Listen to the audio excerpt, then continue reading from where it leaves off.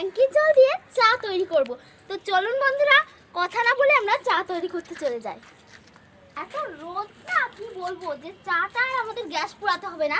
বন্ধুরা আপনারা এটা শিখে নিন, আপনাদের আর গ্যাসই কিনতে হবে না। প্রথমে আমি জলটাকে দিয়ে দেব, তারপর আমি চা পাতি নিয়ে আসতে যাব। দেখি ওটা একটু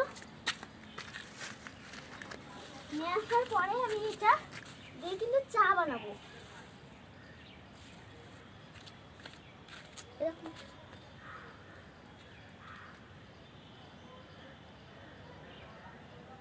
তো বন্ধুরা আমি চাটা বানাচ্ছি। আসরের তাপমাত্রা 42 ডিগ্রি সেলসিয়াস। তারপরে আমি এখানে 5 মিনিট মতো রেখে দেব। ট্যাঙ্কির গরম জলে মুহূর্তের মধ্যে চা হয়ে গেল।